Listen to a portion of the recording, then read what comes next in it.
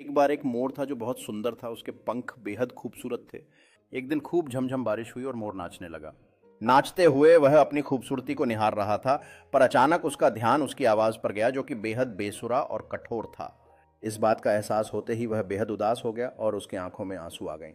तभी अचानक उसे एक कोयल गाती हुई सुनाई दी। कोयल की मधुर आवाज को सुनकर मोर को उसकी कमी एक बार फिर एहसास हुआ। वह सोचने लगा कि भगवान ने उसे सुंदरता तो दी, पर बेसुरा क्यों बनाया। तभी एक देवी प्रकट हुई और उन्होंने मोर से पूछा, मोर तुम क्यों उदास हो। मोर ने देवी से अपनी कठोर आवाज़ के बारे में शिकायत की और उनसे पूछा, कोयल की आवाज़ इतनी मीठी है, पर मेरी क्यों नहीं, इसलिए मैं दुखी हूँ।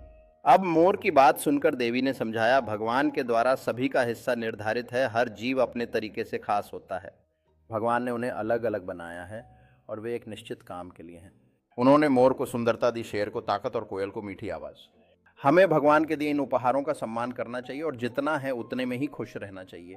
देवी की बातों को सुनकर मोर समझ गया कि दूसरों से तुलना नहीं करनी चाहिए, बल्कि खुद के हुनर की सराहना करनी चाहिए और उसे और निखारना चाहिए। मोर उस दिन समझा कि हर व्यक्ति किसी न किसी तरह से यूनिक होता है। खुद को स्वीकार करना ही खुशी का पहला कदम है।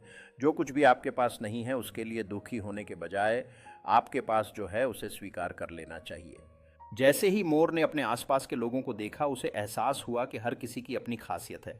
वह समझ गया कि विभिन्नता में ही असली खुशी निहित होती है। उसने महसूस किया कि दोस्ती और सहयोग में एक अद्भुत शक्ति होती है, जो हमें अपनी पहचान को स्वीकार करने में मदद करती है। इस तरह मोर ने अपने दिल की गहराई में खुशी की एक नई परिभाषा खोज ली।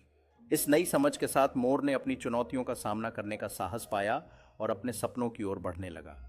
उसने सीखा कि हर एक व्यक्ति एक अनमोल कहानी है, जो दुनिया को खूबसूरत बनाती है।